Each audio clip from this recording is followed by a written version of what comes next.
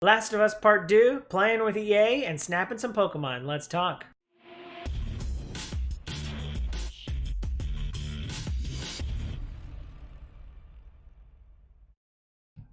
What up, viewers? What up? What up? Today is Friday, June 19th, and that means it's time for a quick recap of the week in video game news.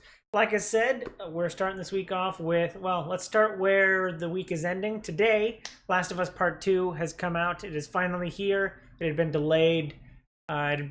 From June, or no, it had been delayed from February into May, and then I think it got pushed from May to June. I think is that where it kind of fell out? Yes, it was end of May, and then it got pushed into June finally. And now it is here. My copy is a collector's edition coming from GameSpot or GameStop, and it is not here yet, and I'm quite upset about this. And I'm kind of rethinking my life as the the downfall of physical is slowly coming upon us. But I'm looking forward to playing the game. I see the 95 Metacritic. And I'm really looking forward to it. I think it's going to be a really powerful, moving game, but I also understand the subject matter might be really depressing. It seems very brutal and violent. I think I've talked about the brutality of the gameplay reveal from last month. I think it looks really brutal, and I don't know what it's gonna that could have some weight on my emotions. So yeah, so I'm kind of looking forward to it, but I understand that some of it can be a little depressing. So I'm hoping it's still good. I'm hoping the story is still there, because I still hold The Last of Us 1 as one of the best narrative video games of all time. And so I'm really, like I said, I'm really looking forward to it. But I can't talk about what it's actually like yet because it's not here. So all I can do is say it looks good. I hope you're enjoying it. If you are, tell me about it below. We can talk about it as soon as I get the game. I'm going to gobble it up. Oh my god, I can't wait. So looking forward to doing that. Yesterday, EA Play Live came on. This was EA Play is kind of like EA's E3 showcase, and so this is their kind of replacement based on the fact that there's no E3 this year due to coronavirus. And they had a good 90 minutes of content. It was pretty fun to watch. They started off not up my alley, but they started off with Apex Legend. They talk about how they showed off a lot of the gameplay. It looked fun. They said it is coming to Switch, which I thought was interesting. I am kind of always surprised when we get more and more Switch titles, a lot, especially like first-person shooters like this one. Like, I don't know that the Switch is kind of up to like a Twitch shooter like this, but I bet people are still going to be excited to play it. And it's coming to crossplay as well. So they said that anywhere you're playing, you can play it with all of your friends. So I'm curious to see what that actually entails, whether or not you can pick and choose which platforms you're playing against, because I assume someone playing on the Switch is not going to have the same ability to move around and shoot as someone on PC. So I am wondering what that's going to look like. EA also said that they're bringing access to Steam, and so that was like pretty much one of the main notes throughout the entire showcase. Was they are talking about a lot of their content, a lot of EA's like catalog content is coming to Steam, and they're really working with their partnership. I think they're finally tired of having like a walled garden where people can only access these games on PC through Origin or Access or whatever their PC launcher is called. So I think they're finally bringing it to Steam. All the big players are kind of bringing their stuff to either Steam or Epic so that they can get more PC players in, get more people into their ecosystem. I think it's a good move. They also had a good chunk in the middle that was talking about a lot of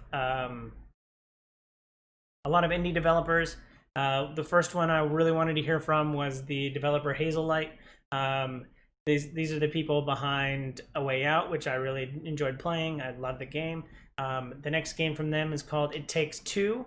It is a co-op action platformer, and I didn't think we saw very much of it, so at least not a lot of it stuck in my head. But I'm looking forward to seeing what the game's all about. The game that did stick in my head a lot was Lost in Random. They spent a long time like setting up this really unique art style like game where you're like put into a world, and it was very much driven by the art. I was actually really impressed. It's kind of got like the Tim Burton-y kind of feel. I think it was from the people kind of like the Little Nightmares kind of people. This is what, at least that's kind of what I was getting the sense of while I was watching it. But Lost in Random looked pretty cool. I think both of these were kind of set for 2021, so nothing like the end of the year. And then the big drop was kind of waylaid because earlier in the week we learned a little bit more about Star Wars Squadron, but at EA Play they showed off a lot more. They showed off some gameplay. They gave us a lot of details. So Star Wars Squadron is a 5v5 pilot shooter. So you're gonna be put in a Star Wars cockpit and you're gonna be running around shooting people. It sounds like there's gonna be a lot of strategy in that. Like each team's gonna have a set of like TIE fighters and interceptors and close knit. I think like team roles are gonna be a really big deal. You got the heavy hitters like the bombers. You got the quick interceptors where your TIE fighters kind of fit in, and then like your X-wings. And so I'm really looking forward to playing some dogfight shooter. That was actually one of my favorite parts in like the old Battlefront games. Is I really liked the like space combat. You just kind of hop in, you do some dogfights, and then I don't think this one will actually contain like a landing on the ship and then going into a shooter kind of feel, but I'm kind of looking forward to the game.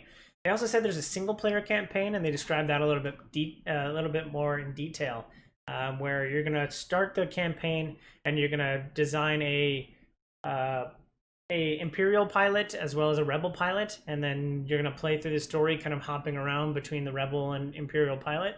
I thought that was a really cool concept of starting off with two different playable characters and kind of hopping between the two, kind of telling both sides of the story. So this is coming out on October 2nd. So this year, this is the big EA kind of game that's coming out in Q4.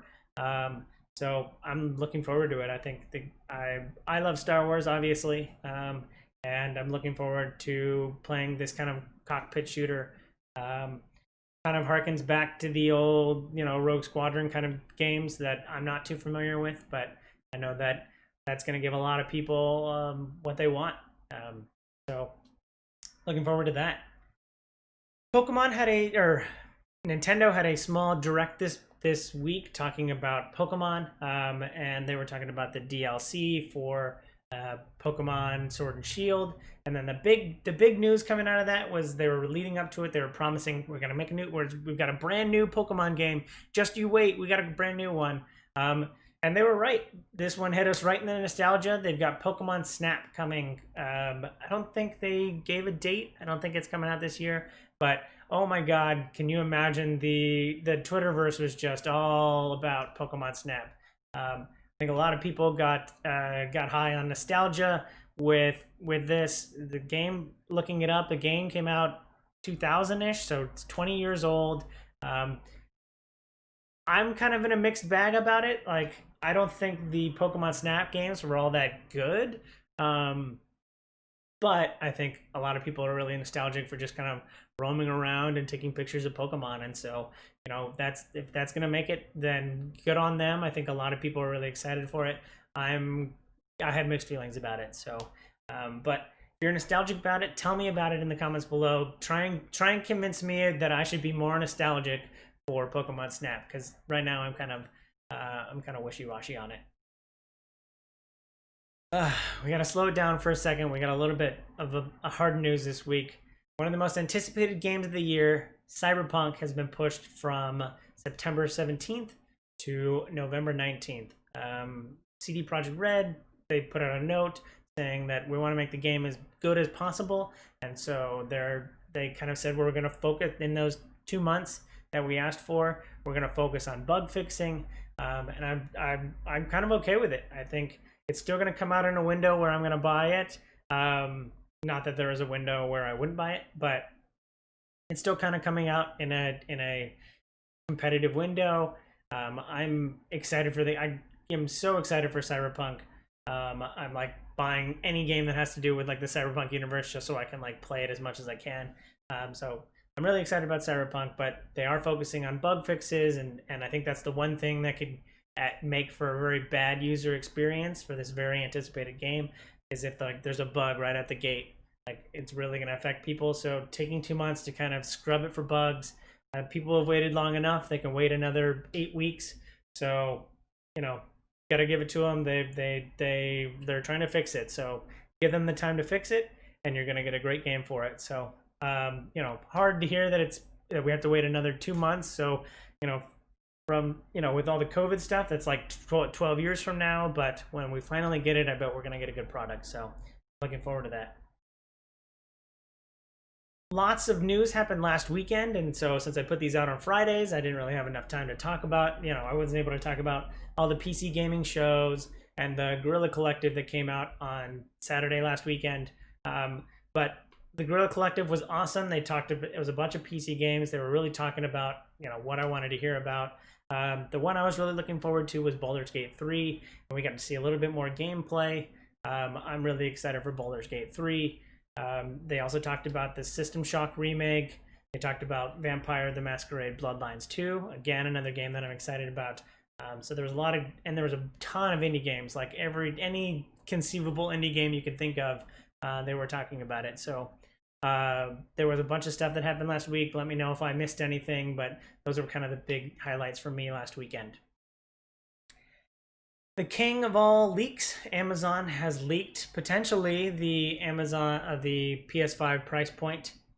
So Amazon France had the price for the discless version, the digital only version, for 399 euros.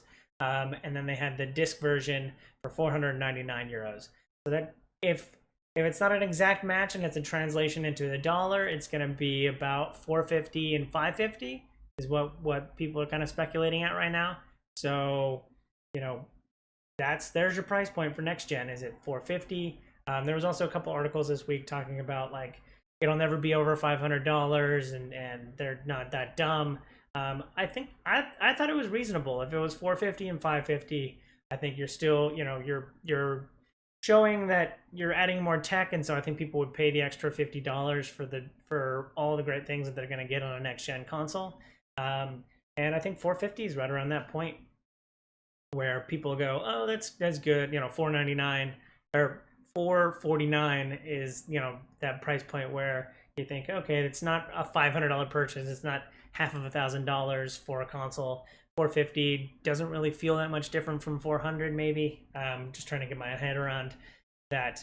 The part that kind of worries me is that I'm gonna buy a disc tray, and so 550 does seem like a lot of money when I think about it. Like 550 just it's that extra bit above half of $1,000. And so like 550 is kind of a lot. If I'm gonna have two in the household, then I'm paying $1,000 for both, for me and my fiance. Like, so it's gonna be, that is kind of a big investment. I don't know that Xbox Series X is going to be any cheaper than that, but a lot of speculation about what the next gen consoles are. If this is right, I'm feeling a little iffy about. I mean, I'm going to buy it anyway, but it's going to hurt a little bit more if it's the 550 rather than a 450 or less than 500, like I saw earlier this week. Fortnite Season 3 also happened this week because enough things couldn't happen. So Fortnite Season 3 rolled over, which meant that there was a whole in-game event. It had 12 million players watching, which is just shy of the record from the Travis Scott concerts back in April. I don't know how time works in the void. But this whole new season is all about water. I called it Water World. It's got like a Jason Momoa Aquaman in it. So the map is everything's kind of underwater, and it's all a series of islands. I thought that was kind of cool, building off of like the fact that they like building up the fish, and you can fish in the game. So Fortnite Water World is here, and Kevin Costner is gonna save you from Bowser. So yeah, let me know what you think of Fortnite Season 3. Mario, everyone's favorite plumber, is getting the full Lego treatment. I got an article down below that's talking about all the different Lego sets that are coming out for the new Mario. They're a little bit blocky. They look a little weird. I've talked about the fact that I think they look a little weird before. But there's like, dozens of sets, anywhere from $5 to $99. There's like an interactive element. There's like, there's an electric component of like, he makes noises, I think, when he like jumps on things.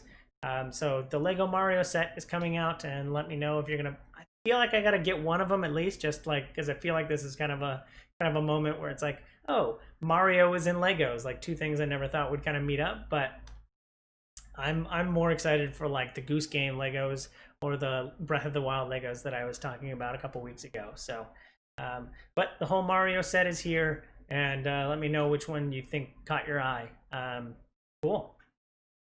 Going back kind of to the Guerrilla Collective, one of the games that they talked about in the Guerrilla Collective was West of Dead, and I watched the trailer for it. It kind of instantly hooked me. It's got Ron Perlman either narrating or like as the voice of the protagonist. It's a twin stick shooter, which I haven't played one of those in a long time. But it's like got the top down, and you're playing as this like Ghost Rider looking character, and he's just running around in this like Western theme, shooting people with his guns. So, and it's free on Game Pass. So I'm looking for like something else to maybe decompress while I'm playing Last of Us, the depressing, dreary world of Last of Us Part 2. And so this might be a way to like blow off some steam. So looking forward to potentially playing West of Dead. This War of Mine is recommended playing in Poland. I saw a weird article that was saying like in Poland, they're like high schools are recommending playing this War of Mine, which I played it, and it's an amazing game, and I think it has a very good message about like what it's like to live in a war torn country, or like in a war torn area. Like it really makes you feel like the depression and the kind of crushing external world and forces that kind of bring you down in this kind of like war torn country. So I thought that was really cool. Kind of recommending it to people, especially like high school students who are like impressionable, and giving them kind of a message about like what does war really mean. I thought it was a really positive message. So I wanted to cast a spotlight on that. It's definitely E3 season right now, but it wouldn't be complete E3 season unless we got the completely random, the randomness that is the Devolver Digital. I don't know if you've seen a Devolver Digital in the past, but they're like 30-minute videos of like, and it's always the same. It's always like the same like president woman, and she's just going crazy, and she's like shooting people, and like it's all like a parody of like the big E3 showcase of like a bunch of talking heads in suits. So it's very much a parody of like an E3 showcase, but or at least what an E3 showcase used to look like. I'm really wondering what these ones will look like next. I always kind of rolled my eyes in the past, but they've kind of grown on me now that I've seen like 2 or 3 of them. I'm kind of like invested in the plot. It's kind of like a show that I like binge. Like I'm really invested in the plot of the Devolver Digital, which I don't even know what that means, but I think it's kind of fun. I think it's exciting. I also could deal with a little bit of parody in my life, so I'm looking forward to the Devolver Digital coming in July. Last but certainly not least, we got a trailer for Twin Mirrors. Twin Mirrors is the next, it's like an Alan Wake type like thriller game. Very story driven, and it's from Don't Nod, the company behind Life is Strange, which is one of my favorite kind of like narrative, like episodic games. So Twin Mirrors, we got a new trailer for that. Kind of shows, I think the twin mirrors refers to like these 2 twins, and they come back to town, and one of them's a writer, which is where I get like the Alan Wake vibes. And so I'm kind of looking forward to Twin Mirrors as well. I don't think we have a date on that one yet, but I love Don't Nod. I love what they do, so I'm looking forward to that game. That's it for the week. Thanks for watching. I hope you enjoyed this content. If you do, feel free to follow, like, and subscribe to me on YouTube and Twitch so you can see more great content like this. Links down below in the description. Thanks again. I hope you have a super day. I hope you have a super weekend. And I hope you have a super day. Bye!